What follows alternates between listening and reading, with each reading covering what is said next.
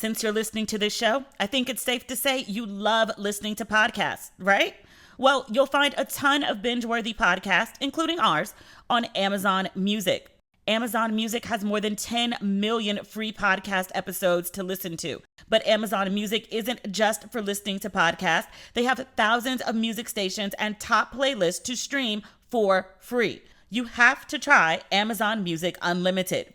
That gives you unlimited access to over 75 million songs, as well as podcasts, music videos, and more. Now, you know I spend a bunch of my life on a plane, and I don't always have a good signal. I love that with Amazon Music Unlimited, I can always have access to my music. If you've never tried Amazon Music Unlimited, now's a great time. For a limited time, new customers can try Amazon Music Unlimited free for 3 months. No credit card required. Just go to amazon.com/ratchetpod. That's amazon.com/ratchetpod to try Amazon Music Unlimited free for 3 months. Amazon.com/ratchetpod. Renews automatically, cancel anytime. Terms apply. For me, this time of the year usually means getting back into a busier schedule. You know I love food, but when I'm swamped thinking about what's for lunch, let alone actually finding time to grocery shop, is almost impossible. Thanks to Daily Harvest, my freezer is always stocked with delicious options that are ready in minutes. Daily Harvest delivers delicious harvest bowls, flatbread, smoothies, and more, all built on organic fruits and vegetables right to your door. My personal Daily Harvest fall favorite is their broccoli and cheese harvest bowl. Daily Harvest is delicious food, all built on whole organic fruits and vegetables that conveniently stays fresh in your freezer, so it's ready when you are. Enjoy this time of year even more like I do with Daily Harvest. Go to dailyharvest.com and enter code RESPECTABLE to get up to $40 off your first box. That's code RESPECTABLE for up to $40 off your first box at dailyharvest.com. dailyharvest.com. Ladies and gentlemen, boys and girls, you are listening to Ratchet and Respectable with Demetria L. Lucas. I have good news. Actually, I have great news and good news. Good news, the merch is coming. The shop is back open. At least the samples for my shirts have been printed. I picked them up last night. Allegedly, everything is on the way to my warehouse right now, so I'm super, super happy. So the merch drop is soon forthcoming. I don't have a date, but at least I have all the merch now, so I'm happy about that.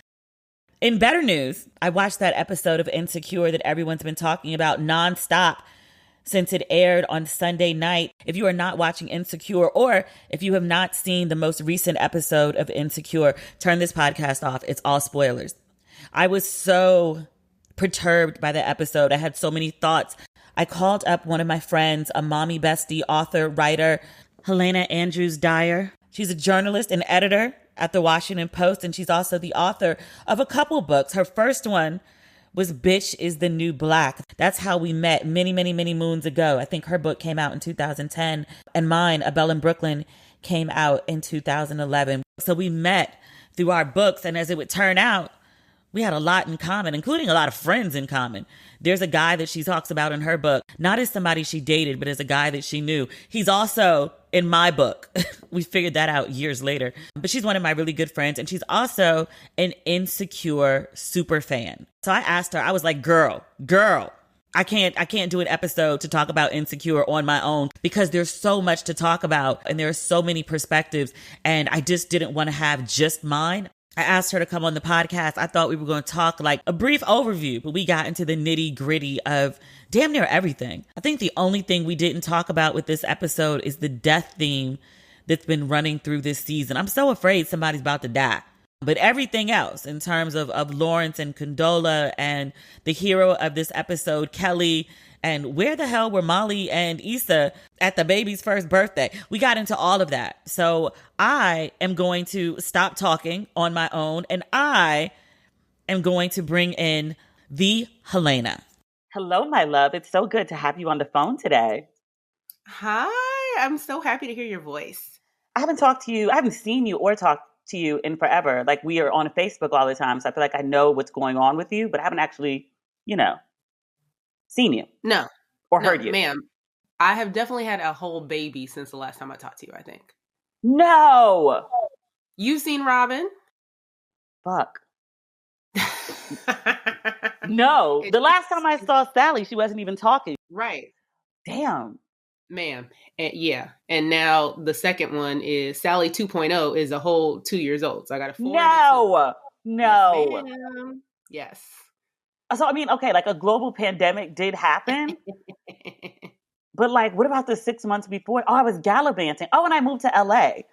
Yes, you absolutely moved to LA. And then gallivanting. And then when I'm in DC, I'd be running the streets. Girl.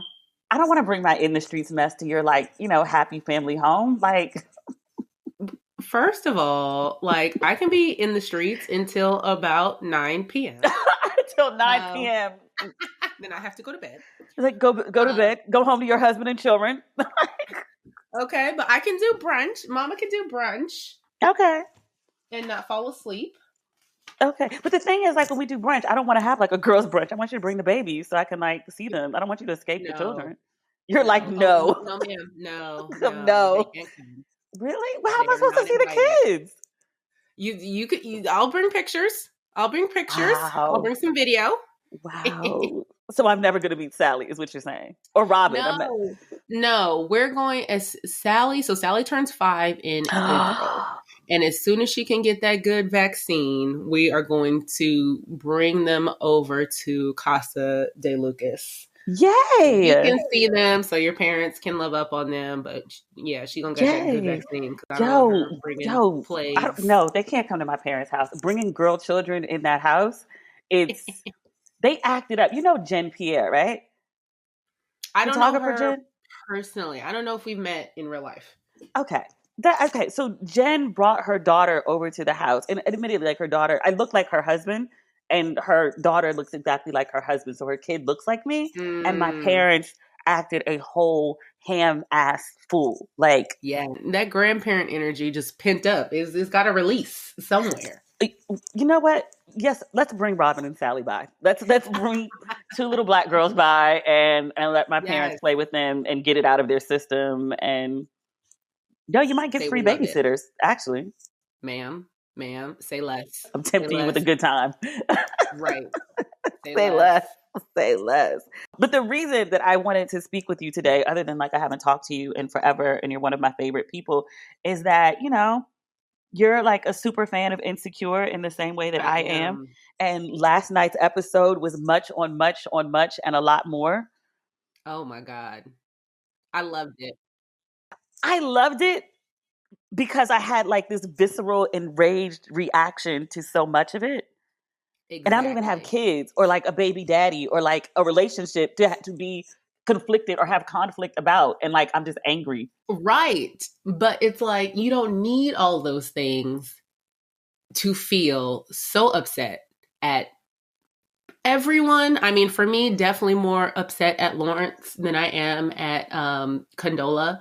But just anyone who has been in any situation with another human being where you are both just literally jagged rocks crashing up against one another. This was that entire half hour.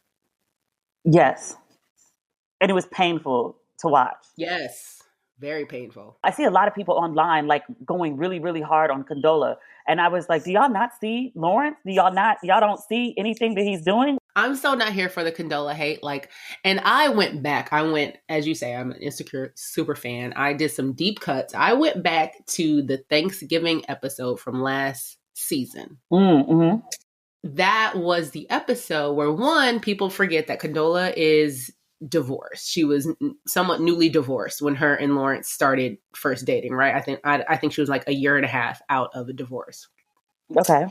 And he wanted to come to, like, a Friendsgiving she was hosting with, like, her good friends. Because he had asked her what her plans were. And she was like, oh, well, actually, I'm having this thing. And he, like, invited himself to it. She didn't invite him because they were always in this weird, like, are we serious? Are we not? She clearly knew that he had feelings for Issa that he didn't even know he had. All of those things. And so in that episode specifically, which talks about pressure, and they had a conversation about pressure. Like, he was like, well, why didn't you invite me in the first place? And she was like, well, I didn't want to pressure you. I didn't want to feel pressure. They were all there. They were never all the way in it, right? Even then, fast forward to the season finale last season, and she comes up pregnant, and even then people were hating on Condola. Like, she was trying to tear Lawrence and Issa apart. Like, oh, why does she want this baby? Because it's a whole baby. Like, that was her choice. She said to him when they had that argument then, where he was like, no, this isn't the right time. And she was like, that's just not an option for me. Like, I maybe wasn't ready before with her ex to have a baby, but I wanted a family. And, this isn't ideal for me either. She's not excited about the situation either. But she was like, listen, this is how I'm getting my baby. Like, everybody doesn't get their baby in the quote unquote, fantasy way they thought they were going to get their baby as a kid. Like, this is how she's getting her baby, right? And even in that conversation, because in the hate that we see on Condola now, folks are like, oh, well, she said he could be as involved as she wanted to be. I went back to that conversation. The woman is crying. She has tears in her eye, right? She's literally saying to him, listen, I know this isn't an ideal situation for you. It's not necessarily what you want, right? And he told her straight up it wasn't what he wanted. He asked her in that conversation, is it mine, right? So she kind of was giving him an out, but the woman has tears in her eyes during that conversation. She didn't come at him on some old, like, here's a paper, sign away your parental rights. You know what I mean? Like, she didn't come in this situation wanting to be a single mom, but she also didn't want to put a bunch of quote unquote pressure on a man that she knew didn't want to be with her. And this wasn't necessarily what he wanted. Fast forward to now, we're a whole pregnancy. And what makes me upset, which I didn't understand from the first freaking scene when he walks into that labor and delivery room, and he's just now meeting her mom. He's just now meeting her. Like, she was a whole pregnant for 36 weeks, right? Like, what? Was there no baby shower? Like, they never sat down and had coffee? Like, I'm so confused by that. Like, how that happened. Yes, he lived in San Francisco, but this whole time he never came down and engaged with the pregnant Condola. That pissed me off. Well, he was off dating and fucking, which apparently everyone thinks is okay, which I was like, seriously? One thing that really stands out to me is that, if I recall correctly, and I didn't go back and watch the episode, but you did, so tell me, but I feel like Condola makes a reference to it in this episode where she says, you told me, keep me posted. So, like, yes, he got the bare minimum information, and it made it seem like he was very clear that he didn't want to be that involved.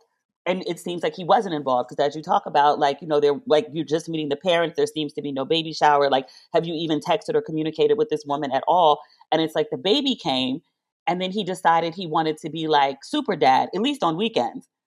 Exactly. And he never communicated to her that, like, okay, I've changed my mind from keep me posted and I don't want to be involved to, like, now I want to be super involved. And so, like, she had an idea of like what this pregnancy or what raising this baby was going to look like.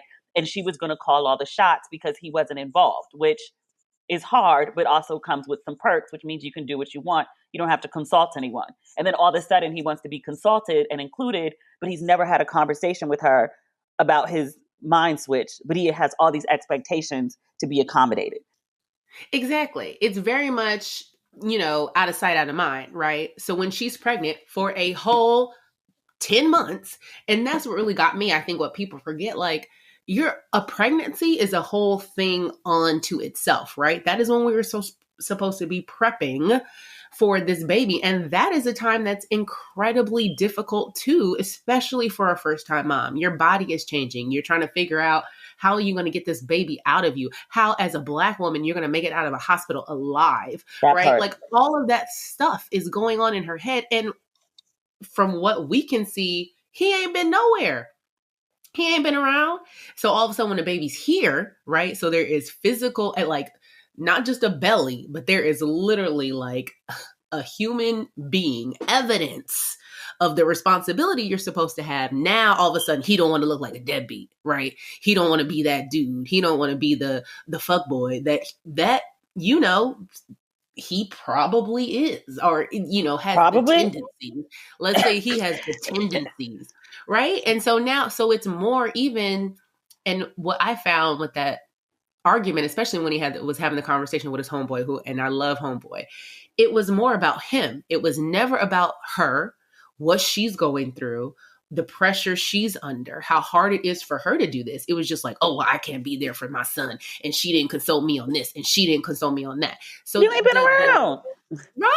Right. And it's more about how he is feeling left out and not, oh, what does the baby need? Because if that was the question, then what the baby needs is me in my presence. I need to get a transfer. I need to get another job so I can be in LA. He should have been doing this whole 9 months. Dude, what have you been doing this whole time? Dating and fucking. We've established that. Right. Exactly. When I watched the episode last night, my first thought was like, damn, because it's so much confusion and hostility, and it's just this big knot, and I don't know how they untie it. But the first thing I wrote, and I was just like, yo, like he's been out here dating and fucking like this whole time. And like, it's like it never occurred to him to like communicate with Condola, to create a parenting plan with Condola since he changed his mind about wanting to be involved with the baby. It's like, you wanted to say so in this baby's name. You wanted the baby to have your last name. He was mad. He was like, she felt like she was doing me a favor. And I was like, well, she kind of was. Yeah, she was. Ma'am, my name is Helena. Well, it's now Helena Andrews-Dyer, but I promise you it's Helena. My maiden name is Helena Andrews because I am my mother's child. Billy Joseph Combs, my father, rest his soul, was not around. And there was no way that woman was going to give me a last name that was different from hers when she was the one doing all of the things. So yes, she was doing him a favor by giving him her son his last name, or she could have hyphenated it, who knows. But the fact that he felt so entitled, I love the doctor's appointment scene. It was so great because even the way that they start fighting, right? When they're talking about the baby's weight or whatever, and he's like, is there a problem? And she's like, I'm on top of it. And he's like, I'm just asking questions, right? It doesn't matter. You could have been married for 10 years. You're still going to have that type of conversation at that first doctor's appointment because it's stressful as heck, right? But then when he's on her, when they're walking to the car and he's on this whole like, oh, well, I am his father. And it's like, oh, word? Are you? What does that mean to you? Have you even investigated that? What does it mean being a father? Does that mean you get to come down here for 48 hours every week and feel like this quote unquote father, that you have this right to control what's going on? And I don't know. I think control is the wrong word. He wants an equal say without putting in equal time. Equal work. Yeah. And I think that's what frustrated me the most. Yes. Because his idea of fatherhood, like what you just said, it was like, did you actually think it was just like, I'm going to fly down here on weekends and like, hang out with my kid and that's it? But I think that is it. The last argument they had at her house, she was like, you don't call us. You don't call and check on him and his development. Like you have no real involvement other than the weekend. Like you didn't even know we went to like the emergency room. And he was like, huh, what? And she was like, if I called you, what were you going to do? Because you're in a whole separate city. Like, are you going to take us? How?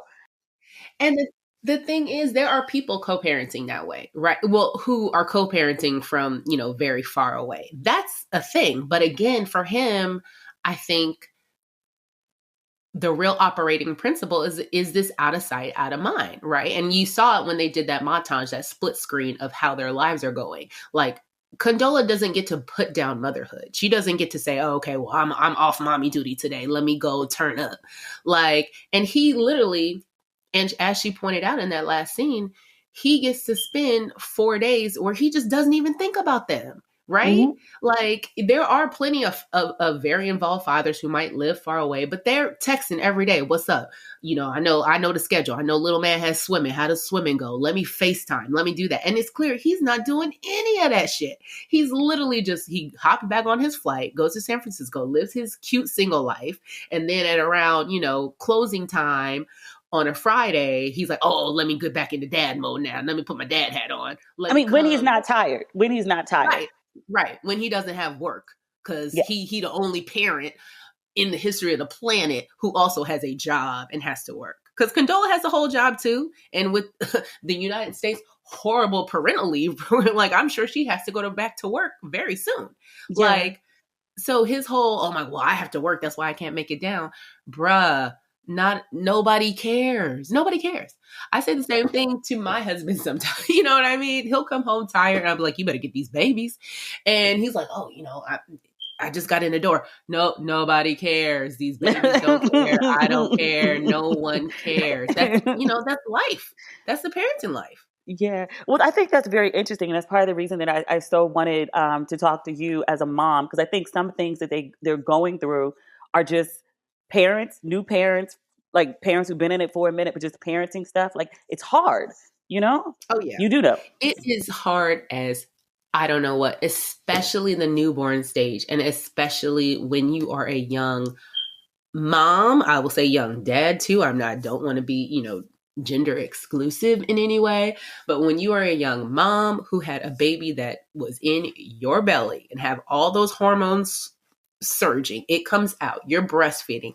Those first 3 months are so critical in terms of, one, after you leave the hospital, they're just like, here's this baby, have a good time. We'll see you in a week when you have the first doctor's appointment. But you go home, no matter how educated you are, how prepared you are, no matter how much family help you have, no matter if you have a partner, a husband, whatever, the immense responsibility and pressure for those first couple months where literally you are just trying to keep that baby breathing and alive. Oh.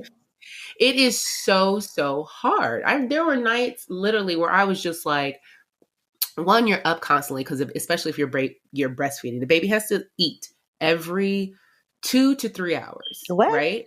And yes, ma'am. And in those hours, it's like, it doesn't even count how they're feeding. So literally you're how long they're feeding. So you are up as mom every 2 hours. Every 2 hours you are awake. Every 2 hours, right? So already you are severely, severely sleep deprived, and you're trying to get those snatches of sleep in between. You can't get them, and you're obsessed with this child, making sure I remember there were nights I would just like stare at Sally in the crib just to make sure she was breathing. Because that's it. You are the person. There's no one's coming to save you. Like, no one's coming to save you, but you must save this child. Exactly. And it's terrifying. And it doesn't matter how much support you have. It is really, really scary, especially as a new mom. Trust. Once our second came home, once Robin came home, I was like, oh, bet, take this baby. Let me take a nap. Let me do all these things, because you feel more comfortable in this situation. But those first couple months, which is about the time period, I think, in this episode, I think the baby's not but 3 or 4 months when they have that last big blow up. That's a really, really sensitive time. And he has like no concept of it. And that's why Tiffany's husband, I thought was so great at the birthday party when they had that fight where he's like, let me pull you aside, bro, because you're not doing this right. You don't know what you're doing. Like, you are adding all this pressure. You're making the situation way worse. But Lawrence really doesn't hear it because he's not thinking about what Condola is going through. Because honestly, I think he still resents her. You think? Like, he flat out told her, like, what do you say? You ruined my life. You something. Yep. Right. Yeah. Blew up. You blew up my life. Yeah. Because he wasn't there. He wasn't there. That's not half his baby. Like my sister-in-law say, listen, as an adult with good health insurance, you are either trying to have a baby or you're not. So in that conversation they had last season when they found out they were pregnant, I thought we were being careful. What are y'all, 18, 16? Like, you're either trying or you're not. Either somebody got snipped, somebody's on somebody's pill, somebody's on X, and some things are just 99.9. I get it. But either you're trying or you're not. No, right? I think like very often, because just sex is like so commonplace in our culture, and we talk about it like it's just, eating an apple, having sex. Like, I think people totally disassociate it from like creating life or potential to create life, or like every sexual opportunity is also a risk of creating a life, exactly. Depending on your perspective. But people just do it like willy-nilly. And I'm just like, no, it's actually, you could easily be Lawrence and Condola. Easy. Yo, like, because, I don't have kids and I don't have plans to. That montage, that split screen was all the birth control I may ever need ever again in life. Like, ever if I'm just like, like, just, it feels better. Just, just the tip. No.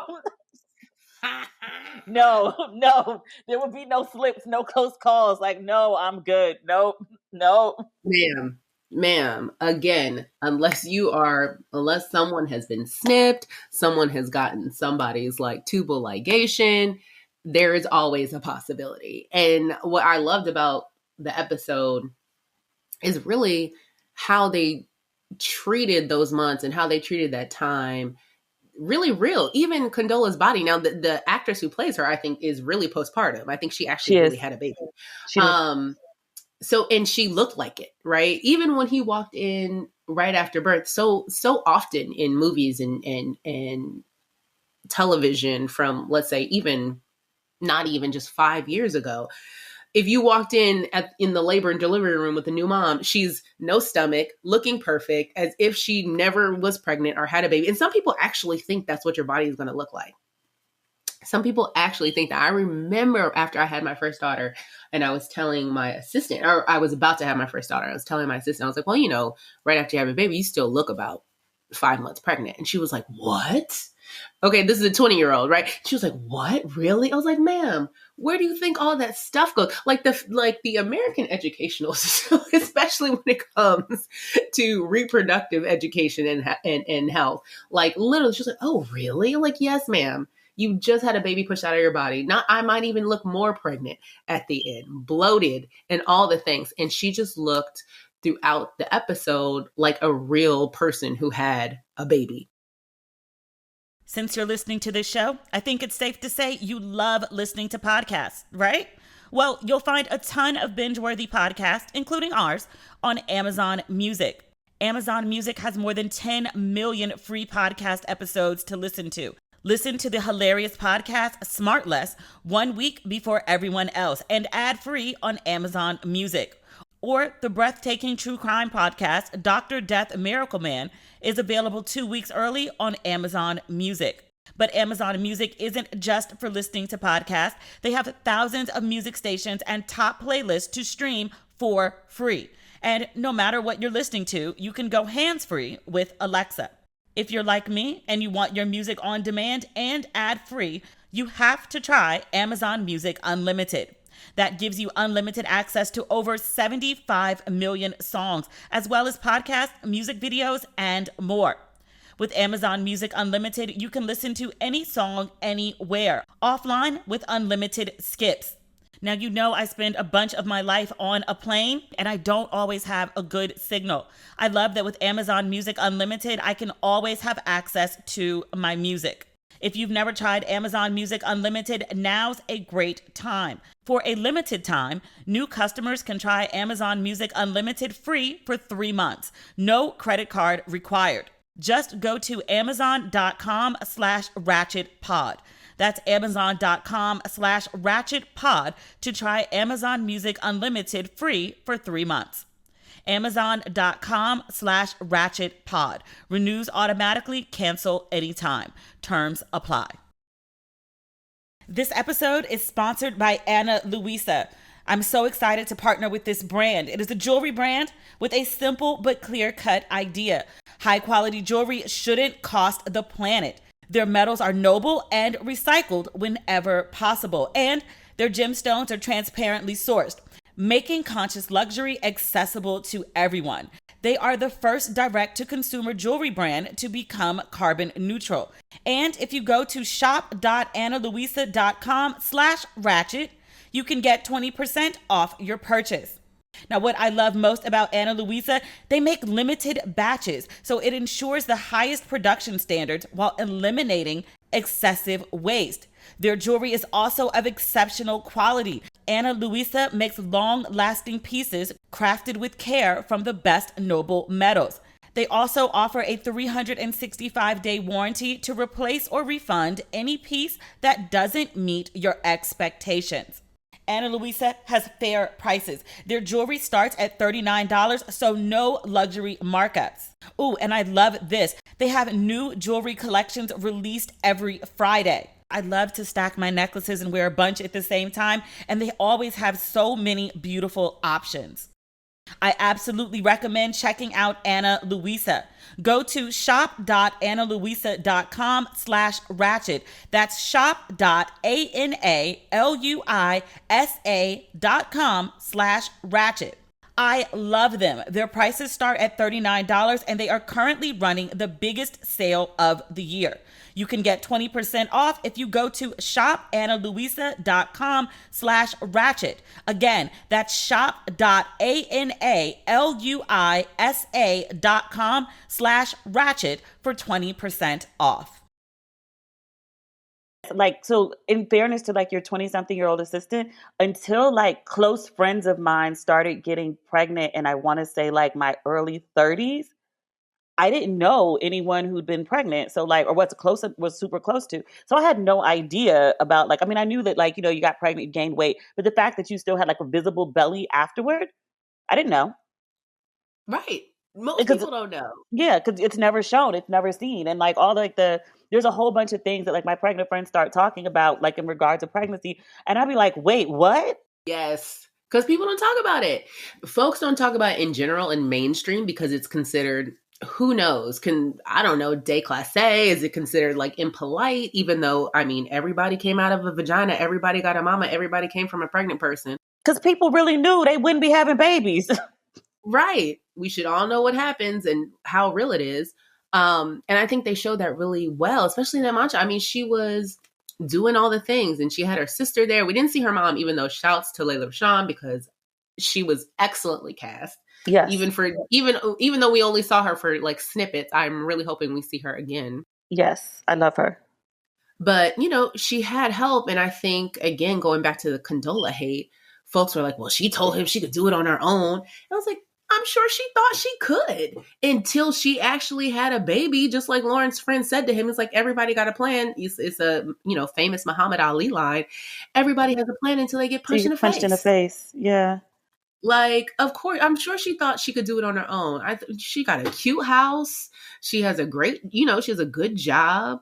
Like, isn't that how she met them? Isn't that how she met Issa? Because they had like, were working together on that first event that she had done. Like, you know, she's got a career. She's a woman who has a lot of her life together. So I'm sure she's thinking, okay, baby, you know, I could do this, bet. And then the baby comes and you're like, oh shit, nobody told me it was like this. Nobody told me it would be this bad, because in those first couple months, it's actually really, really bad. There is, I think a friend that we have in common on Facebook, and she had posted, and I think it's an old article actually, because I've seen this bit of research repeated before, but the fact that parents who actually report like being happy, parents who actually like report happiness in parenthood are those in developed countries that have childcare. Right. It is so hard. So not America is what you're saying. Right. So not America. Right. It is so difficult just to like sit in the throes and joys of this miracle and blessing you have when literally your entire life, especially at the beginning in that early stage, is just inputting. It is just shitty diapers and throw up and hard tits and raw nipples, and I can't literally take a shit, you know, like literally, like it is so difficult just on your body, on your mental state, all those things. So this idea that on top of all that, just dealing with all that, just trying to survive, that she's supposed to be sitting down here making this, you know, deciding on this co-parenting plan that clearly Lawrence isn't interested in deciding on. She's just like, listen, I'm just going to do it. I'm just going to muscle through on my own. Like, it was the same conversation they had in that parking lot where he's like, oh, is this how it's going to be? You just going to make the schedule? And she's like, Negro, like I've been doing this whole time? Yeah. What's she going to wait for him? No. Actually, I think she would have been, between she, her sister, her mom, and whatever her supportive friend circle was, I think she would have figured it out with just being like the single mom with the support system thing. I think the pop-up of Lawrence coming in and like, you didn't want to be bothered, so now I made these plans, and now you want to come in and like derail the plans that I made when you didn't want to be bothered. Right. And not be reliable. And not be reliable. And like that part too. But it was just like he was really upset about like the baptism, and it's like, but you haven't been here and you didn't ever express, until the last minute that like, hey, I want to do this baptism and my parents are interested in whatever. Like, you didn't do that on an efficient timeline where she could plan. So she went ahead and made plans because you didn't mention anything. Like, the communication between the two of them sucks. Oh, it's terrible. It's terrible. And I think it's because, again, going back to the beginning of their relationship, they've always been in this weird, like, 1 foot in, 1 foot out situation. And I think the entire pregnancy they've dealt with, and the entire pregnancy and the baby being here, they've just dealt with it like, oh, we're just like figure it out on the fly type deal. And that's impossible. You can't do that. Y'all have a whole baby together. And if you're truly going to co-parent, which I don't think they've ever discussed, I think Condola has thought, all right, I am doing this on my own. She is approaching this like I'm doing this on my own, right? Because she doesn't want to be hurt by wanting to rely on someone who's iffy and who told her from jump, he ain't want this baby. He ain't want this baby. So I guess like as a woman, like you never want to feel like, even though you and this man laid down together, y'all had sex, it was consensual, and now a baby is a result, right? But as a woman, you never want to feel like you're the chick that trapped somebody. Yes. And she said that to him. Yeah, like we'll pull that out on you like real quick on some like, you trapped me, like, because Lawrence, like, you, whatever he said, ruined. We just talked about that. Like, you bombed my life or whatever he says. But it's like, blew up my life. Yeah. Like he didn't have any accountability whatsoever for his role in creating this life. Yes. Like I was so mad at him in that whole situation. Like he's delusional. He's delusional, and he's just very like, and that goes back to the whole scene of him setting up that stupid ass crib. I was like, who is that crib for? What baby is staying in this crib? The stuffed animals? What are you doing in your bachelor ass, like, steel glass apartment? A studio. It was a studio because you could see the bed from The Office. I was like, no. Sir. And he would set up the crib like right in front of his office desk. Girl. I was like, well, so the newborn baby while he working. The newborn breastfed baby that lives like a flight away or a 6 to 7 hour drive, because I've driven that. So have you, I'm sure, a million times. Actually, have you? Because did you have a license when you lived here? Me? No. Yes. Oh, okay. I've done the drive. I've been driven. Bye. I've been driven. Bye. But okay, point. That's it, right? How was that baby getting to San Francisco? This newborn baby was gonna come. Like, girl. I'm like, you never thought take a baby on a plane by himself. He's so dumb. And it just points back to his idea of the baby is very like the baby's a doll. You know what I mean? Like, it's just like he has no clue what it really takes. He's never spent time, from we could tell, with the baby overnight. And that's when they had that big blow up, because he wanted to take the baby overnight, which, okay, I kind of get it. I mean, I don't kind of get it. Yes, you are the baby's father. Like, you want to spend time. But I'm surprised Condola even said yes to that. And again, I think she's trying to be very accommodating because she's got a black son. Like, who doesn't want their black son to be involved, to have a relationship with their father? Like, they mentioned it when they pointed to that at the christening or baptism that they had, where Lawrence's uncle's like, a black dad involved, showing up. And it's just like, I want to be like, yeah, showing up anyway. You got to do more than that. Yeah. But I feel like in the back of Condola's mind, she's wanting to be accommodating to Lawrence because she wants him to be involved in her son's life. Of course she does. That's thinking about the baby, even though I'm sure Lawrence annoys the heck out of her. She wants him to be involved in the baby's life. So he says, oh, can I still take him overnight? I know from my perspective, I'd have been like, you could stay over here. Like, you could stay here with the baby overnight and I can go get this good sleep and don't knock on the door. Let me sleep. But yeah, you're not taking my 4-month-old baby to, I don't know, Airbnb. Like, Negro, what? No. But I'm not going to stop you from wanting to come in and, get in here, help me, all of those things. But I would have done the same thing. I think a lot of people online were like, oh my God, and she all of a sudden changed her mind. Again, that newborn 3-4 month fog attachment bonding, there's nothing you can compare that to. And I think it was smart of the writers to make it so that the baby was fussy when he came in, and all she's thinking of, okay, the baby's upset. I'm not going to let my upset baby go to some weird place with a dude he don't hardly know. No. With Lawrence on this whole, well, I'm his father. Well, Negro, he don't know that. Yeah. Do the baby know? He sees you on weekends. And again, like she said, she was like, you know, you don't call, you don't check on us, you don't like, and like now I'm supposed to like turn over like my helpless their helpless infant to him. Oh like, no, it's mine. It's mine. That's all of her baby. And it was the same. You can't say that. You can't say that. You can't say that. You can. It's there. It's there. The same when they had the fight at Tiffany's. And this is what I'll say. What I thought was interesting about those moments, because a married couple would have that same problem. I promise you. A married couple would have that same problem.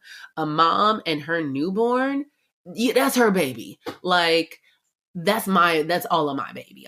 This baby was in my body in most situations. I do not want to, discredit moms who adopt or surrogacy or any of those things. This baby's in my body, came out. I am most likely breastfeeding this baby or doing all of the mental work to get the baby fed in those first couple months.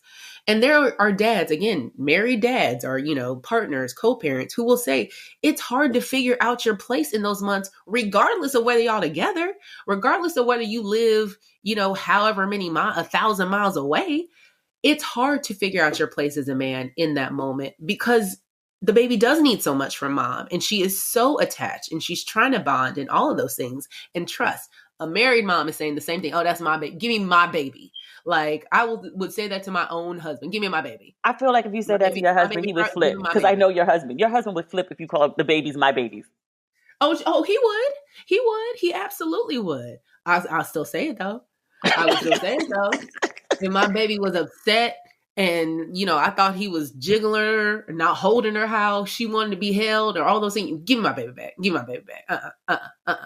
And that's a absolutely normal fight to have for new parents in that situation because you're still trying to figure it out. So it's hard that's the thing that I think was really interesting about their dynamic because it's hard for anybody doing it. And then you add on all the other stresses that they have, all the other levels. He lives far away. They ain't even together. He ain't even want this baby. You add all those layers on top of the fact that they're just new parents in general. And of course it's going to blow up. Of course it's not going to go right. How do they fix it? Can this be fixed? I think it can, again, and all these people are like, oh, he need to hire a lawyer. It's like, what? No, he don't. To do what? So he can take the baby by himself when in his stupid ass apartment, a dumbass crib? No, they need to sit.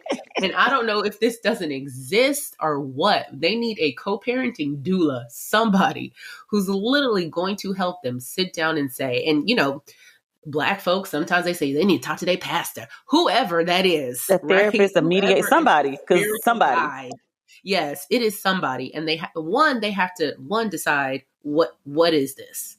Are we going to be in this for real? Do you really want to be a co-parent? Because if that's the case, you, Lawrence, need to make some different life decisions. Like move back to LA? Like move back to LA. Because that's where, and listen, I have friends that you probably know, I'm not going to call out people by name, but I have friends who were in who have been in a similar situation, like had a baby with someone that they might have been with at some point. I know you're talking about.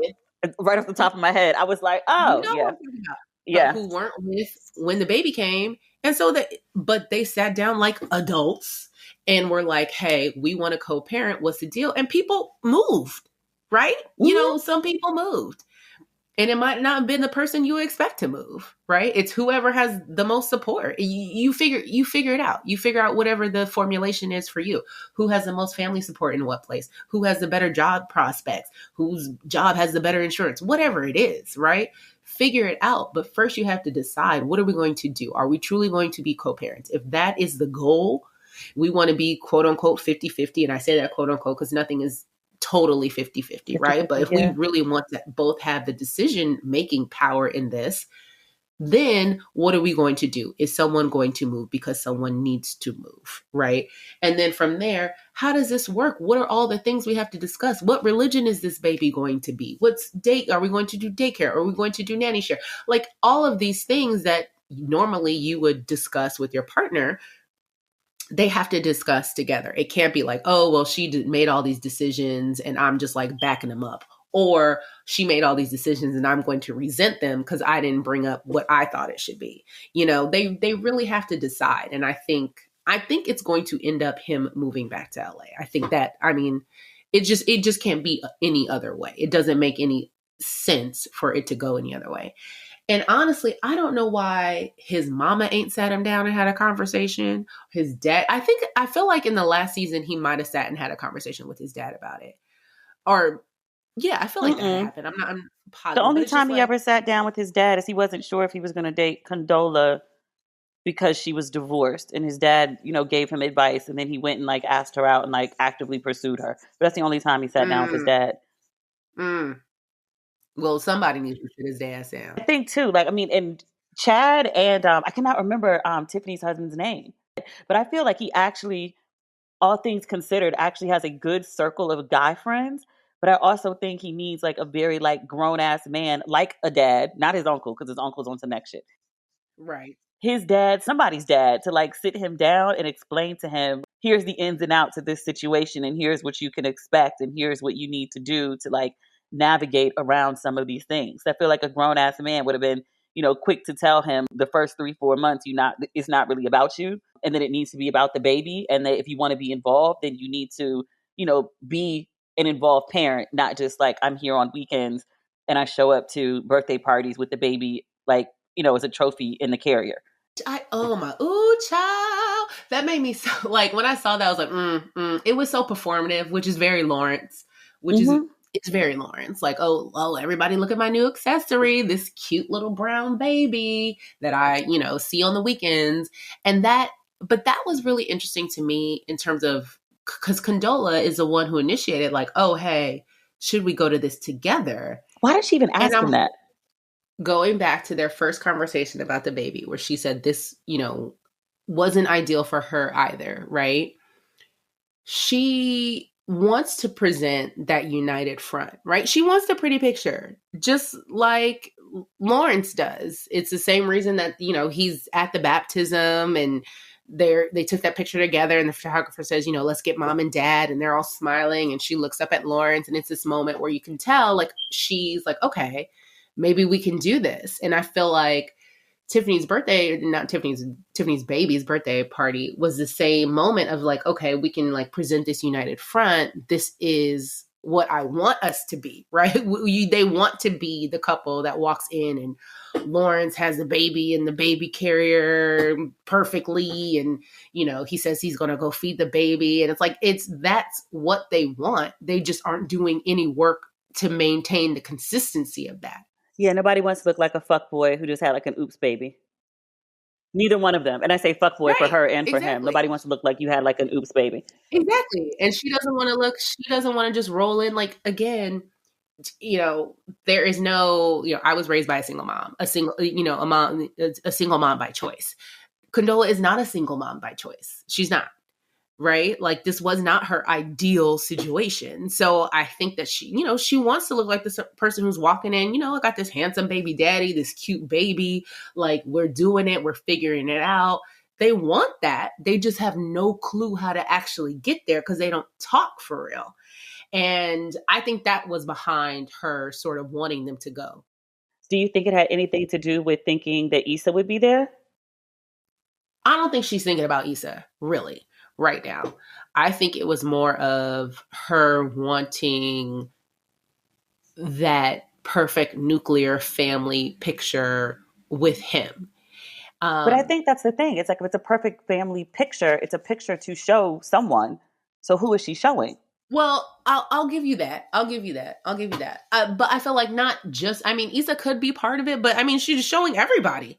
Like, showing anybody, showing her coworker, showing like there is still so much which we don't get into. They don't get into it in the episode, but we know this living in real life. There's still so much shame and judgment around someone being a single mother, a single Black mother specifically. Exactly. So, I don't think she wants that.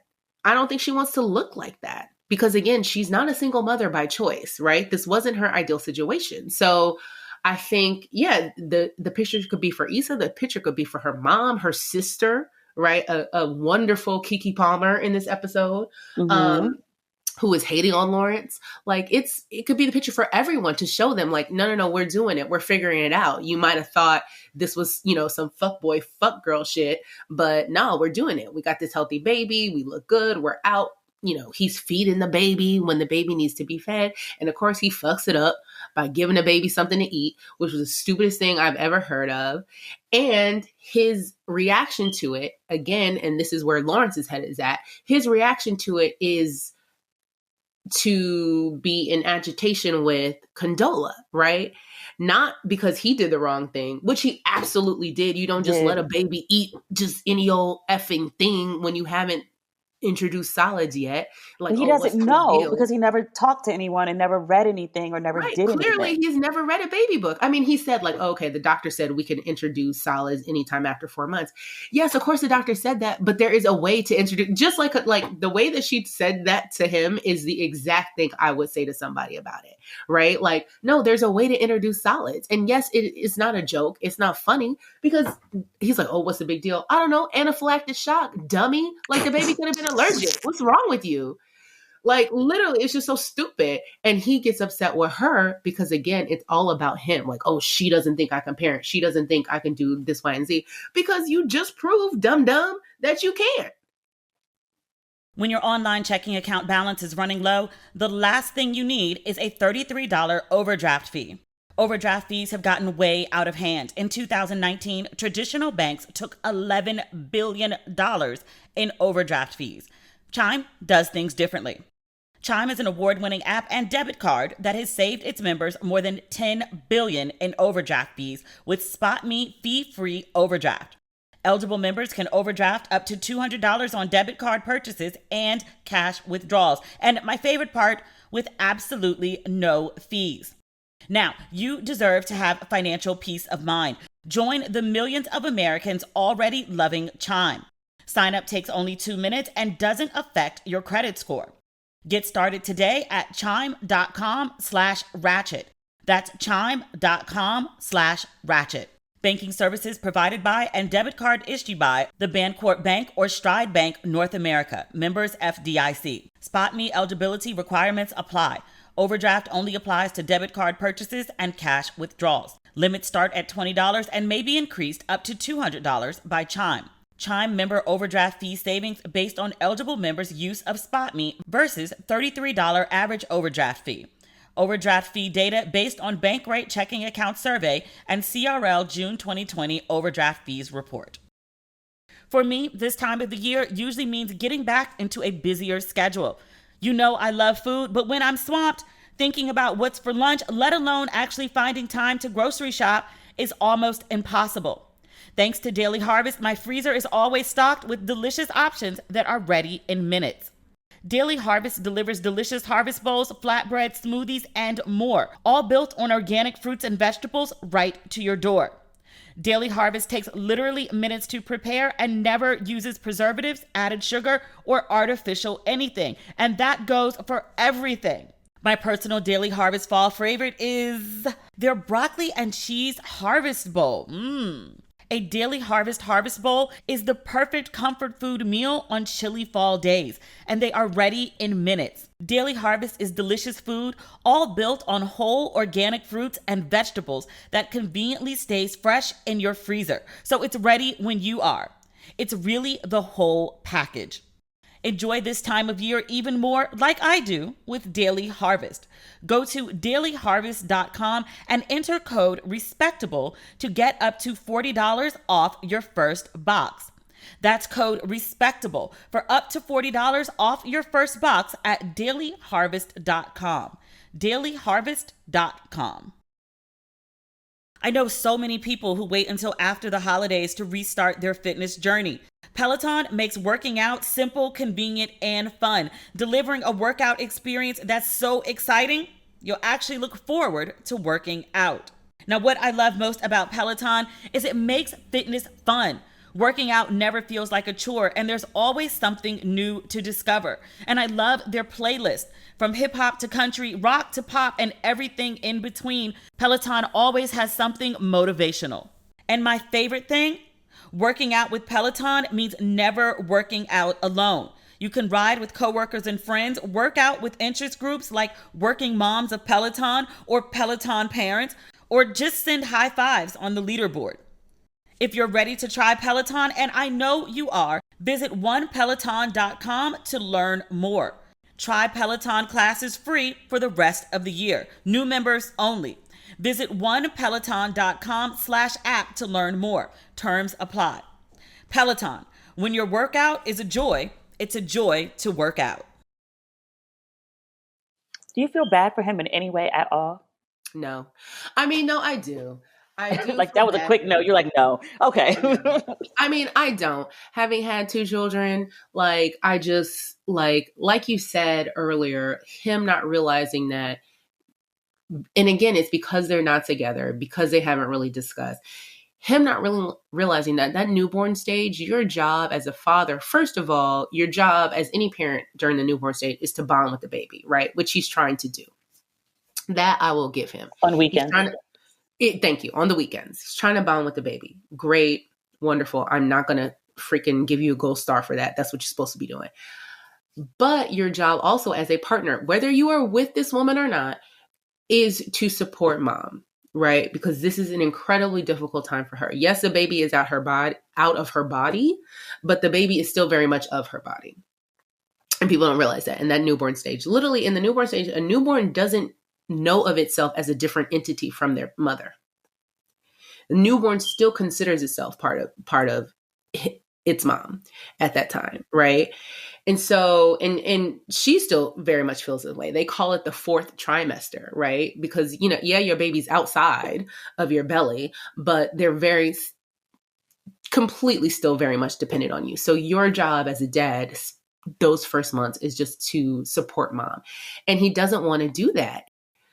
It goes back to him still feeling very resentful of her. And I think that that's why they have so many of these issues that keep bubbling up. Because it's like, yes, on the surface, they can be good for a minute, right? They can do show up at the baptism and take some pictures. But then he mentions taking a baby for a week. And she's like, what? And he's like, oh, it's just for a week. Negro, yes, a week does feel like a year when your baby's freaking life has been measured in weeks, dummy. Like, no, but they never had that conversation. So it's like, yeah, we can show up at the birthday party and look really cute, but we've never delved deeper into the resentment that we have towards one another and how we really feel about each other. They need a therapist for that. They need a therapist for everything, because they're in two entirely different places. Yes, absolutely. Which I respect, like, at the end, because, everyone's been on a plane that's had really bad turbulence, and you're just like, oh shit, like, is this the end? Mm-hmm. And it does make you think about, like, like life or death and what's important, and like, who's the first person that crossed your mind? Who do you wish you'd called and haven't, and things like that. Or maybe that's just me. Maybe I'm projecting. But Lawrence, like, the plane has turbulence, and it seems that he has, like, a think about, the way he just handled himself with Condola, and he goes home and he calls. And to credit, she does answer, and they both acknowledge that what they're doing isn't working. So there's hope on the horizon that they're at least going to try to do something different. Listen, they got this whole baby forever, right? Like, not for the first, not for 18 years, like literally for the rest of your life. You are yoked to one another through this child. So this is only the first 3 months. They can course correct, right? Because they realize they are not on the right course right now. They can absolutely course correct. And it's going to take both of them to really, I think, dig deep into their relationship with one another. Not, they're obviously not in love. But this idea, and this goes back to the whole, like, single parent, baby mama thing. Like, you liked her before. It was like, not like y'all don't like each other. You know what I mean? Like, you liked her enough before to want to be in a relationship with her, right? Mm-hmm. Like, you two found something in one another that brought you together. Now you got this whole ass baby. So you have to find that thing again. You have to find a respect for one another. You have to love one another, not a romantic love, not an erotic love, but you do have to love one another. Just like she was saying, you don't check in. Like she had to call Tiffany to take her to urgent care. Like it's not just, oh, I deal with the baby, then you deal with the baby and we pass it off like a basketball. Nah, we are a team, and they just have to really figure that out and have to sit down, and they need some outside counsel on that. Because you asked a question, you're like, is he paying child support? And I wonder, like, is he? Like, I don't know. All of that stuff has to be figured out. Like, have y'all done a will?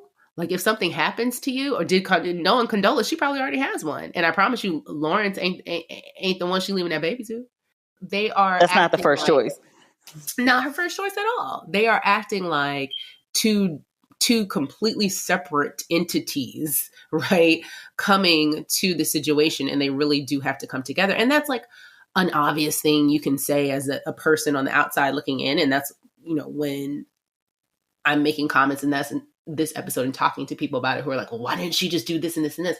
It's real easy from the outside to say that because we're looking at the situation. But when you're in it, I mean, they're both just trying to survive. Condola much more than Lawrence, who literally just gets to, be a dad on the weekends. I will also say this, and in no way comparing like the sleep deprivation of a primary parent to Lawrence, but like if you're working your ass off, like say you're pulling 60 hours a week and you're hopping back and forth on a plane, like it's not like he's like getting the best rest and sleep and clear-headedness of his life either. No, not at all. And I feel like Lawrence also, if we just think about his character and the growth of his character, when we met Lawrence, he was a couch Negro, right? Like he had been employed for, I think, over a year. Negro is so generous. Negro is such a generous term. It is. I'm trying to be nice. Like I respect it.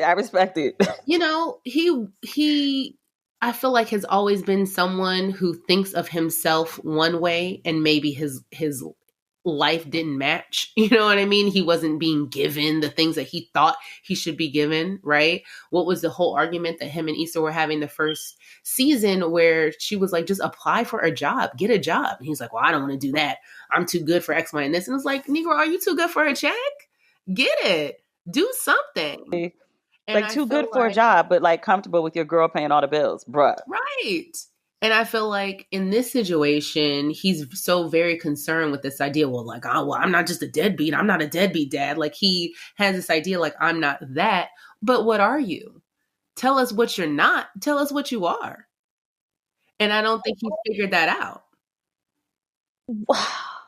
I think he wants the cookie and kudos that like Chris Rock talks about is like, you're doing what you're supposed to do. And you want to be applauded for that. Like, okay, you didn't go to jail. You weren't supposed to. Okay, you're trying to take care of your kid. Yes, you're supposed to. That's the bare minimum, sir. Like you flying down on weekends to see the child that you created is the bare minimum. Exactly. And I don't think he sees it that way. No, because he sees it as, I'm trying really hard. This is hard for him. Yeah. Everyone involved is trying really hard. She's trying really hard. Her sister's trying really hard because her sister looked exhausted too. And that ain't even her baby. Yeah. Exactly. It's hard for everybody.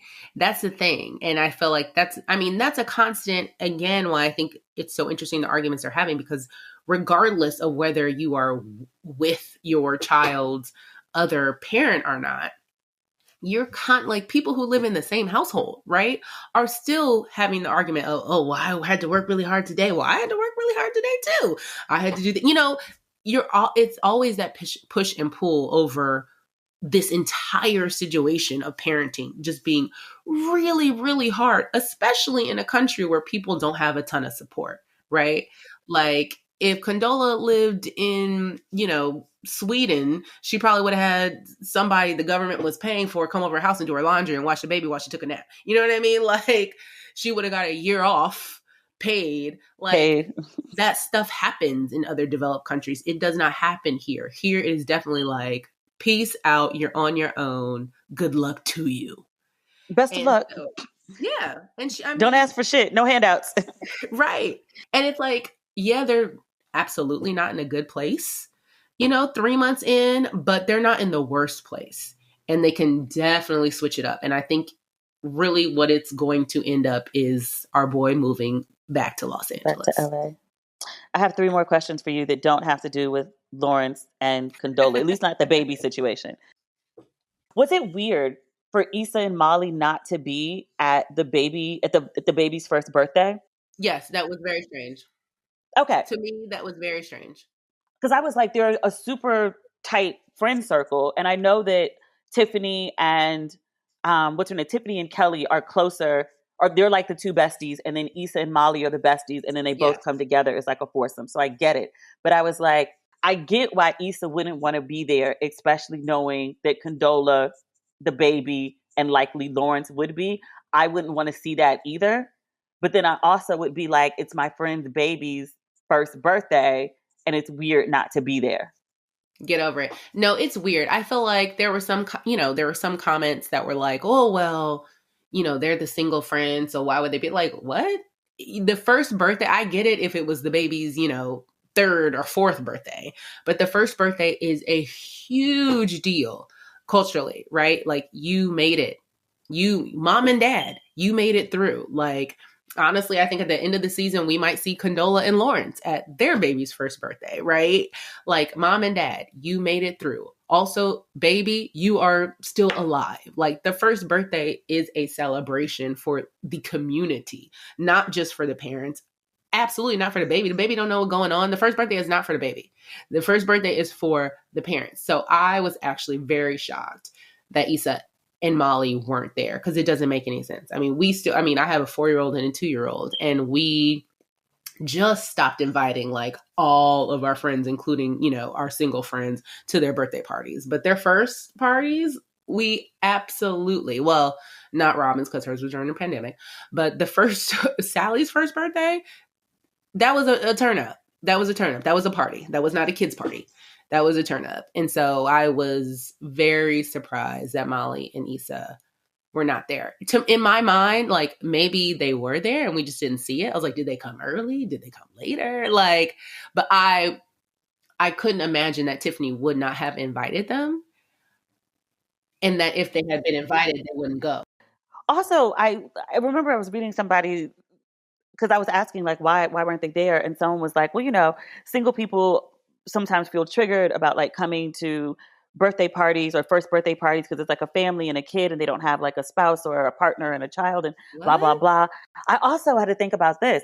I've been to a bunch of baby showers. I cannot remember ever going to a first birthday. Not that a bunch of my friends have kids, but I wasn't at Sally's. Maybe because I was living in New York. I don't know. No, you weren't here. I don't think you were here, but there were definitely single people at Sally's birthday. Like, especially if it's like if your baby calls one of your good friends auntie something, and means she should be at the party. She should be at the goddamn party.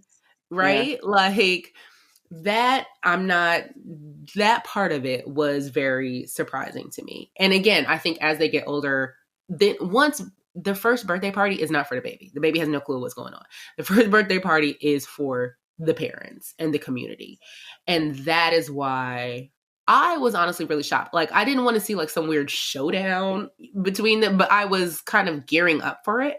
And maybe they didn't write that in because they didn't want the episode to be about Issa at all, right? They wanted the episode to be about Lawrence and Condola, but her absence was definitely felt. I don't think it was just why would Issa be there? Because it's, because that's her homegirl. Like, I'm sorry, were Issa and Molly not part of the crew that like helped save Tiffany from postpartum runaways? Like, come on.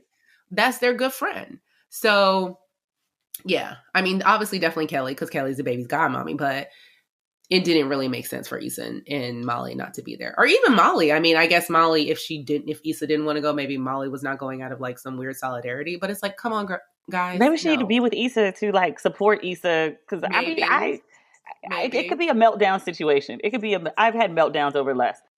Listen, I have like in real life, I have been in that situation where I was with a very close friend at a barbecue and her ex showed up with his current girlfriend and his older son. It was this whole weird thing, and it was definitely this weird, like yeah, she was triggered. Like it was not a good situation.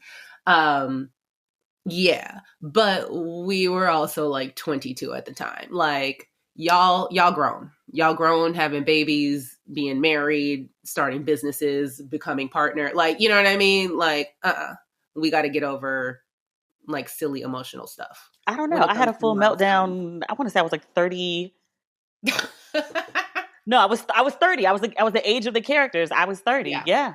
In a similar situation. We weren't in a relationship. We were on the outs, but we were always like a thing. And he got someone pregnant and he called me. I guess she was like 6 months or so. And he called me and I was like, I can't process because like I have to do all this other shit. And just put it on the back burner. And then like one day it just hit me and I had like a full down meltdown. Like my mother had to come up from DC to console me because she was like, you're not okay. Like I'm on my way. But you didn't see him. No. Okay. But even after that, like, I mean, they didn't stay together very long, but he wanted me to, he called me and asked me if we could have lunch, maybe like, I don't know, a year and a half, like maybe it was like 18 months or so, not even 2, but he wanted to have lunch or whatever. And I was like, okay. And I was like, but you have to come to Brooklyn. And for anybody listening, I'm talking about him, by the way. He asked if he could, take me to lunch or whatever, lunch, brunch, whatever. And I said, okay. And so then he called me and he was like, okay, we're on our way. I said, who is we? And he was like, me and my son. And I was like, I'm not sitting at lunch with you and your son. No. I mean, I get it. That's your son. It's a part of your life. But he should be a part of your life. He can't be a part of my life. And I don't think you can either. Because like, clearly I can't accept your kid at this point. So you need to go be over there. Well, I'm glad that he told you he was bringing the baby before he just showed up with Girl, if he showed up with that baby and that would have been, do we have video on phones yet? That would have been like world star. Like that would have been bad. That would have been bad. Can we talk about I think she's the unsung hero of this episode, our friend Kelly. Yes. I've always liked Kelly. But when Kelly hit Lawrence with the, what did she say? Everyone I know is in abundance. I wrote the quote down. Yes. Where is it? I need to find it because it was such a good quote. All I remember is she said limitless. And it was just like, all right, Kelly, that's a friend. That is a friend. Get you a friend who will read your ex in the classiest way possible. Everyone I associate with is thriving in abundance. Limitless. Yes. No names, no details, no shade. Just know that everyone I associate with, including the woman you're asking about, not by name, thriving in abundance. Limitless. Yo, I was like, anytime someone asked me, I was like, that might just be my new answer. Hey, D, how you doing? I am thriving in abundance. Limitless. And it's like, did she prepare that? Because knowing Kelly, knowing Kelly, that came like straight off the dome. It just came through her. Yes. And it was just like, get you a friend that is going to do that. She didn't ignore it. She didn't just say like, everyone's fine. She was like, no, I'm going to let you know. Yeah, you fucked it up, bro. You fucked up. You fucked up. You did. You could have had a good life. You chose otherwise. Make of it what you will. Right. But don't worry. She ain't thinking about you. She not all right. She's thriving in abundance. Limitless. Yes, that was class. It was so classic Kelly. That's up there with like blessed and highly favored. Yes. I love it. But Kelly's awesome. I love Kelly's character, especially and it's funny that like Kelly and Tiffany would be the besties, right? Because Tiffany's so bougie and, whatever. They balance. They're just like, and Kelly is just quirky, off the cuff. Like, I am not concerned with what people think of me. Mostly, even though we saw a little bit in that first episode that she is a little bit concerned about how people view her, but she's just going to do her. And I love it. And that baby needs Kelly. With the mother, that baby like does Tiffany, need Kelly. That baby needs Kelly. Yeah, I mean, and it's something about like Tiffany and her husband. I feel so bad. I could not remember this man's name. Derek. Derek. Boom. There we go. Tiffany and Derek. But I think they're also a testament of like, not necessarily why a couple needs to be married, because it's not for everyone. I totally get that. But why a baby has two parents, because they have good balance. Because Tiffany's out of her mind, but Derek is like, he's level headed and even. Yes, and absolutely. he balances her very well. And we saw it last season when Tiffany was going through postpartum depression and was just not handling it well, which a lot of women go through. Derek was just like, yeah, I'm doing it. I'm stepping in. I'm doing what I'm supposed to be doing. And I am here physically to be able to do that. Now, you do not have to be married to be there physically for your child. They just happen to be. But yes, they are a very good example of just a dude. Derek in general is like, I think the growth that we've seen with them as a couple, like in the first season, like he just seemed like he was just like some henpecked, whipped, I'm just here so I don't get fined type husband. But that's not really, over the seasons we've seen, that's really not who he is. He has thoughts, right? You know what I mean? He has thoughts. He's deep in his own way. He knows how to balance her out. He loves this woman for every reason that he would love her, and he's going to make sure he is showing up for the places that he needs to show up for. I like Derek's character a lot. And last but not least, certainly not least, no one's really talking about this woman, and I feel like she's very important. The woman that Lawrence went on the date with, and he gets that text and is like, my baby was just born, and she's like, oh, ha ha ha, and he's like, no, and then throws money on the table and runs out. Can you imagine being that single woman on that date with a man who does that? That's traumatizing. Especially in San Francisco, ma'am. And I have some single friends, or have had single friends that live in San Francisco, where it can be hard out here for a pimp.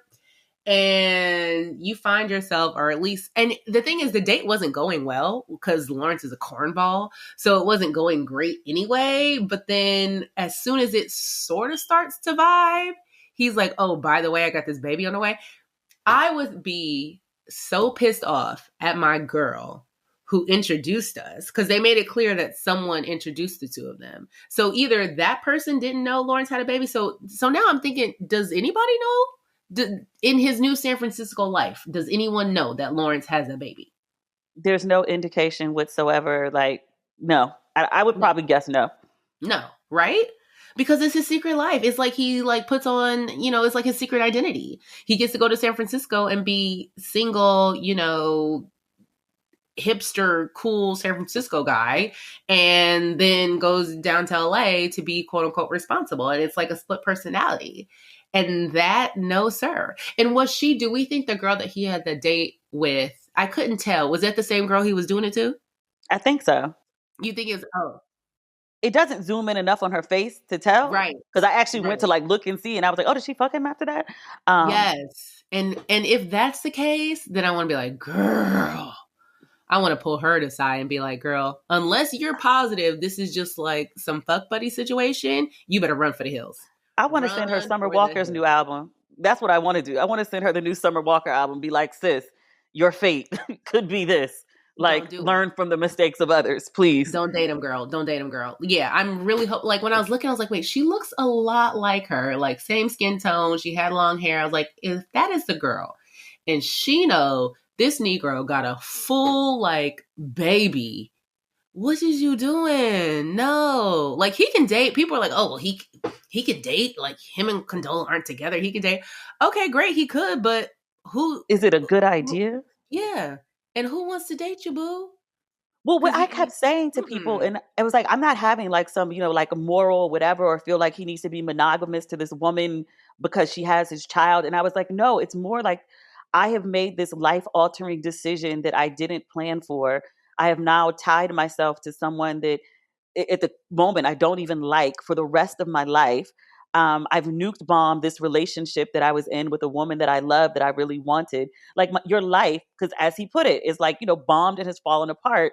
You have no business dating. You need to sit your ass down and like do some self-evaluation, do some, I don't know, some shadow work, get a therapist. Yes. Like, go work on yourself, or just on a very like, basic, which should be obvious, but clearly isn't level. actually plan for your baby and create like a co-parenting situation with the mother of your child. No, because he thinks he can just drop in and be single and be, San Francisco Lawrence.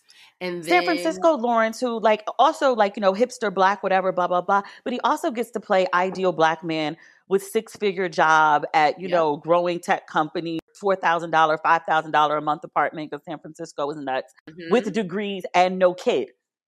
Right. So you can walk around like, oh, I'm like this ideal black man and I check all these boxes and I'm hiding all my baggage from, I don't want to call it a baby baggage, but the situation, this completely intense, ridden with conflict situation, you can just pretend it doesn't exist until the weekend. Exactly.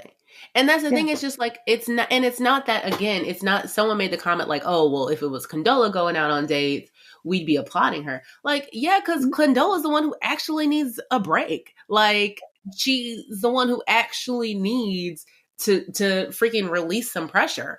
But the idea actually, I would have the same issue with her dating as well. Dating while pregnant and then dating while like, a newborn mom, especially in the midst of all this conflict. You too are making decisions that like, are not aligned with what you wanted for your life. Like, okay, it happens. We all don't make perfect decisions. But at what point do you sit down and be like, okay, like something is going on with me where I'm making these life altering decisions and I'm not thinking things through clearly and I need to do better.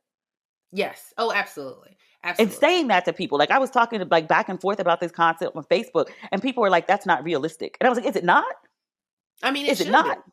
That's the thing. It's like, if it's not, it should be. It should be. Because I was like, otherwise, how do you get up out of a fucked up cycle, which, like I've been in, but like, how do you get out of a fucked up cycle if you don't ever sit down, reevaluate, self-work, like talk to yourself in the mirror, like something. But if you don't do anything, then how do you stop doing the things that are fucking up your life? I mean, it's exactly what the work Molly has been doing, right? Thank you. Like, it is exactly the work Molly has been doing. And we saw it when she had the conversation with her mom, who was trying to set her up with that herb. And it was just like, she had to sit there and think like, she was like, I'm just doing me right now. I'm trying to like evaluate all the stuff that's led me to this point. And she's done a lot of that self-work. It looks like, at least, that she's come out of the other side of it. And that's what we all should be doing as adults. Like, this entire season, Issa has said, is about growth. They're all supposed to be growing, right? It's not growth just to have a baby. That's literally just naturally, like, you get pregnant, the baby is going to, and keep the baby, it is going to come out of your body. That's not the growth. The mental growth has to be some kind of self-work, which you should be doing if you are going to be somebody's mama, if you are going to be somebody's daddy. These people, the people that we're following, thankfully, in this show, have the privilege to actually pause and do those things, right? We're not talking about, a single teenage mom without a high school diploma, or, you know what I mean? Someone who really has to struggle just for the day-to-day. Like, the day-to-day is a Herculean effort. Like, we are talking about educated, gainfully employed homeowners, health insurance. Thank you. Like, they need to be doing the work. And they can, and they see it. And hopefully, I mean, clearly they see it. It didn't pop into Lawrence's head until he almost died flying to San Francisco. And I wonder if that hadn't have happened, what would he have done? Would he have called her? Would he have realized how wrong he was? No, because he wasn't doing anything to get himself to that point. He was just going through the motions. He would have gone back to dating and fucking and flying down on weekends and being unclear until something eventually, he either makes the same mistake again. Because I think we all know people know of people who have like multiple children with multiple women. And it's like, you didn't learn from the first baby mama you hated or the second, or the third. Hello, Future. Like, he can date. They're not together. Oh, okay, Future. That's how you get ghetto twins. Like, come on now. Like, just take a break.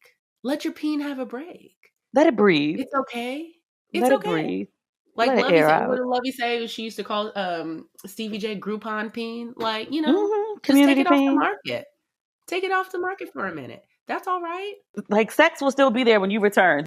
It absolutely will. It absolutely will. It absolutely will. I don't know. I think a lot of people mistake time passing for growth, and they're not the Yes. same thing. Yes, exactly. Exactly. Like that's going to happen regardless. That is going to happen. We can't stop it. Yes. But literally sitting and thinking about the decisions that you make. And again, I'm like, okay, he's taking these girls out. Again, is he paying child support? Like, is he putting money in a 529, whatever you have in California? I do not know. Like, but you can like, you can spend all this money whining and dining chicks, popping bottles, but can't, getting Airbnbs or wherever he was going to take that baby overnight. Like, come on. Do his parents live in LA? Like, I was really trying to figure out, is he taking the baby to the parents' house? Like, where is he taking this baby? I don't think they do. For some reason, I think he is from California, but not LA. Maybe I made that up. But no, because he said that the house was like walking distance. So I literally think he just like rented a house just down to take the street the baby from for her a night, which is the stupidest thing ever. Because again, it just points to the fact that they're not doing it together. It's just like, oh, well, you be here, I be there. And it's like, no, if you really want to like learn how to take care of this human with me, you could do it here in the guest bedroom. Like you could just take over and the baby can have all his creature comforts and I can get this good sleep. We really letting him stay in the house though? I don't know if I'm letting him stay in my house. I would. You think so? I would. I would. That's why I don't have kids. Because I don't want you taking my baby nowhere. Fair. You put the baby first. Fair. Spoken like a good mother. No, I'm putting my baby first. You're going to be right here, so my baby ain't going nowhere. I'm asleep, and if something happens, knock on his door and wake me up. Exactly. Like I say, in that new mommy fog, that makes sense. Now, mine are 4 and 2 now. You could take them somewhere. I got to drop them off. Take them. But 3 months, you ain't taking my baby nowhere. Damn place. I don't care what car seat you got. Is Jesus driving the car? Nope. You're so funny. But that is all of my insecure questions and conversation for you. You've been lovely. This was fun. I miss you, friend. I miss you too, friend. What are you working on now? So I just finished my 3rd book. Ooh. It's called The Mamas, Parenting in the Age of a story of parenting in the age of everything. So it's part memoir, part reported piece, part analysis of what it's like being a Black middle class. And I say it like that because I didn't grow up middle class, so I just never see myself as it. Mm-hmm. Black middle class parent in a rapidly gentrifying DC during a pandemic and a quote unquote racial reckoning and all those things, and just like what it means. So it's like joining the mom groups, the fact that the mom group and the people in this neighborhood are mostly white and what that felt like. And I think a lot of people have gone through that. And then, my relationship with my own mother, just trying to just square what it is like to be a Black mother right now and where I am. So that comes out in the summer. Love. I remember when you first started working on that, when it was just like an idea in your head, like I'm thinking about maybe I will. I love that it's on those. Yes. The craziest thing about this project as a memoir is because I'm writing about people in the neighborhood that we currently live in, right? Like, and so I've sent some chapters to, the white mom friends that I have that I'm close with who are in my group. And I was just like, listen, just want you guys to kind of fill out what this is. All the characters are composites, like, blah, blah, blah. And the response so far has been really overwhelmingly positive. So it's something I'm really proud of. I'm really excited. Because my next question was like, are you staying in that neighborhood after you right. share all your real feelings about like, the moms there? You still gonna live like, there? Are y'all moving after this book comes out? Okay. We are staying. Like, I love this place. And I think one of the things that I think is really interesting about the neighborhood that we live in that's very analogous to places all over the country is that they're changing. So like this neighborhood used to be an all Black neighborhood, and then it got real hot in the streets, and now there's $1 million flips. You know what I mean? And just like, what does that mean? What does that mean? What does it feel like when you're raising a Black child in those sorts of environments? So Yeah, we will see. That comes out. It is a perfect book to become a Netflix series. I'm gonna put that out there and keep putting it out there because I think that should happen. But that comes out in the spring, and we are staying. And also just working on other things. I'm still at the Post where I do features in the pop culture department, and that's been super fun, and I love the place. And at the same time, I'm doing other stuff, working on other stuff. I always got an idea for a book. I feel like I'm always writing a book. That's just going to be the rest of my life. I mean, which is good. It's a good you're a place to writer. be. You should be writing. Note to self. Note to self. I need to be writing. Ma'am. I have a podcast. It takes up a lot of time. I get a lot of thoughts off on here. Okay. I know. That means nothing. I know. My agent is listening to this podcast right now. Like, where's the proposal? Where's the proposal? I feel like you're working on something. I feel like you posted something on Facebook about working on something specifically. I'm working on two different things. Having an idea. No, yeah. I'm in the middle of writing two different proposals that are very different. Like, one is a memoir. The other one is like fantasy fiction about like a Black woman who goes on an odyssey and, has a bunch of sex. Which is not what I'm doing on my own odyssey, just FYI. It's just, it's the fantasy of what my odyssey could be. Okay. Eat, pray, doing it. Okay, well, I want to eat both. I want to read both. Sure. I would love that. All right, my love. I'm headed to edit this. This is great. You need to come back. Please come back and talk about your book in the spring when it comes out, because I would love to talk about like mommyhood and gentrification of DC and all of those things. Yeah, that DC life. When galleys are ready, I will send you and just let me know. Thank you. All right, girl. Thanks. This was awesome. Okay. Bye-bye. Bye. Don't you love her? I love her. She's literally one of my favorite humans, and I suck. Literally, we haven't spoken in forever. So I'm glad we were able to catch up. I'm glad she was able and willing to share her insights about Insecure with us. So let me know what you think about Insecure and the episode. You can't DM me, but you can send me emails, and you can comment on social. I usually post at least an announcement when there's a new episode on all of my social pages. So you can weigh in there if you like. You're welcome to. Otherwise, I'll be back on Friday to talk about a whole bunch of stuff. That Kanye interview, the tragedy at the Travis Scott Festival. Isn't there something else? Oh, Will Smith in that Oprah interview. But we'll talk about all of that on Friday. This Insecure episode was just too good to wait. So we'll talk again soon. And then on Friday, I should have a merch drop date for you. Thank you so much for your patience while I sort this thing out. It's my first time doing it on my own without the production manager. It's very good for me that I learned how to do all the processes, but it has been a learning curve. I think we've worked out most of the kinks in this part of the process. I know how to do the other part, the shipping, very, very well. All right, we will talk again on Friday. Okay, bye. Every human was born to create. Whether you last picked up a paintbrush yesterday or in grade school, you can explore your creativity and be inspired. Skillshare is an online learning community that offers membership with meaning. With so much to explore, real projects to create, and the support of fellow creatives, Skillshare empowers you to accomplish real growth. Now, we've often talked about my procrastination issues. I've started taking a Skillshare class. Productivity for Creatives. Build a system that brings out your best with Thomas Frank. Whether you're a dabbler or a pro, a hobbyist or a master, you are creative. Discover what you can make with classes for every skill level. You'll experience real improvement with hands-on projects and classes designed for real life. Also, Skillshare is incredibly affordable, especially when it comes to pricey in-person classes and workshops. An annual subscription is less than $10 a month.